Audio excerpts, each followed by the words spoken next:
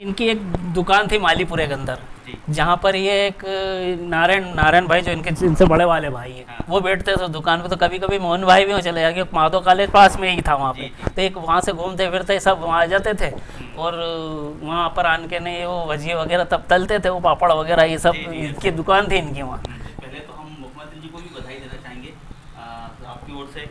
कैसे संबंध है आपके उनसे और आप उनको किस प्रकार से जानते हैं? हाँ, वो मेरे ऐसे संबंध हैं उनसे, जो उनके बड़े भाई हैं नंदू यादव जी, वो मेरे मतलब भाई से ही बढ़ के, वो मेरे ऐसे इतने अच्छे मित्र रहे हैं, और आज भी मेरे मित्र हैं वो।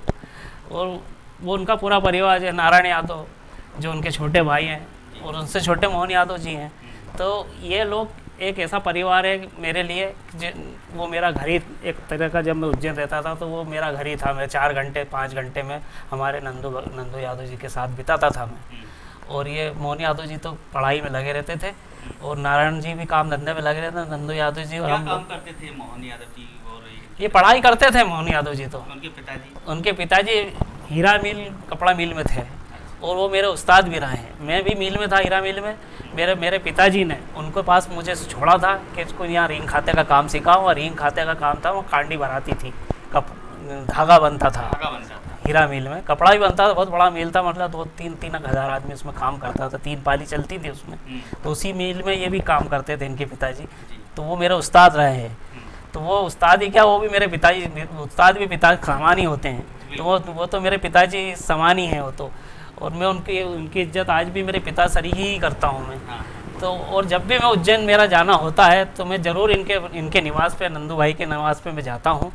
और मतलब उनसे राम राम साम साम जब तक नहीं करता हूँ उज्जैन जाने के बाद, तो मेरे को बड़ा अजीब सा लगता है। कैसा है उनके पूरे परिवार का व्यवहार जनता के प्रति, आपके प्रति और उज्जैन वासियों के प्रति? बहुत बढ़िया उनका व्यवहार है। अगर व्यवहार ना होता तो ये इतनी जीत नहीं होती इनकी। आज तीसरी वक्त मतलब ये विधायक बन रहे हैं, और पिछली बार ये मंत्री रहे हैं, उच्च शिक्षा मंत्री रहे हैं ये, और अभी हाल ही में मुख्यमंत्री बने हैं ये।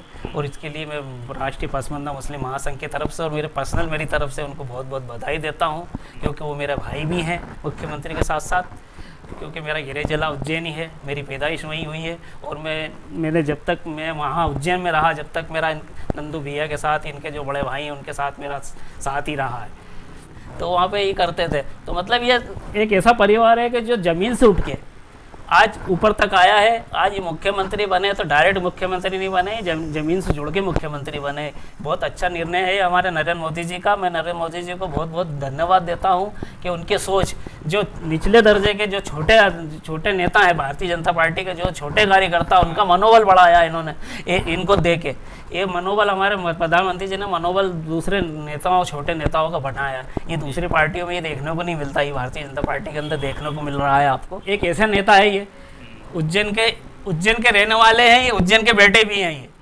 तो क्या है कि ये छोटे बड़े जो भी हैं, ये सब इनके लिए बड़े हैं तो इनके पिता समान है, और छोटे हैं तो इनके भाई के समान है। वहाँ उज्जैन के अंदर, उज्जैन नगरी इनकी नगरी है, और ये उज्जैन नगरी के रहने वाले हैं। महाकाल मंदिर का, इनका महाकालेश्वर का जो भी इनके सर पे हाथ रहा है, हमारे महाकाल बाबा का इन पर हर तरह से साथ रहा है।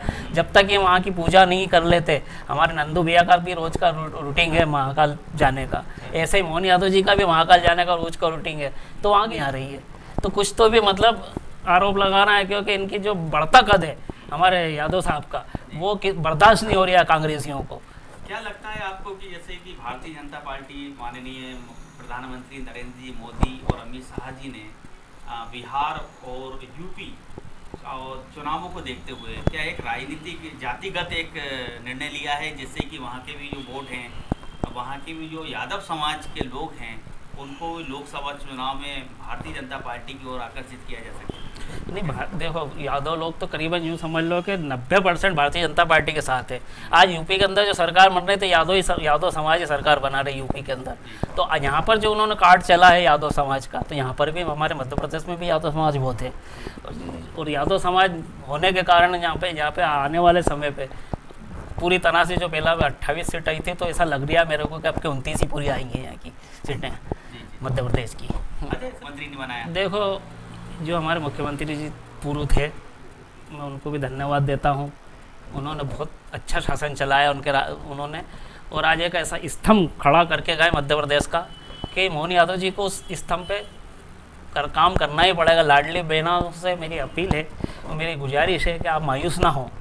मोहन यादव जी भी बहुत अच्छे व्यक्ति हैं और वो पूरी तरह से हमारी बहनों का और हमारे बुजुर्गों का और हमारे भाइयों का और हमारे जितने गरीब लोग हैं उनका ध्यान रखेंगे और उनको ध्यान रख के चलेंगे। जो मुख्यमंत्री जी, पूर्व मुख्यमंत्री जी को योजनाएं जो थी वो लागू रहेंगी और ये उस योजनाओं को लेके चलेंगे साथ। बन गया है कि उनको मंत्री यहाँ से बनाया जा सकता है? बिल्कुल बनाया जा सकता है। हमारे सुदेश राय जी भी बहुत सुलझे हुए व्यक्ति हैं, जैसे मोहन यादव जी हैं ऐसे सीहोर के अंदर आपके सुदेश राय जी भी बहुत सुलझे हुए व्यक्ति हैं, बहुत अच्छे विधायक हैं। हो सकता है कि इनको भी बहुत जल्दी मंत्री पद मिलने की संभावना है।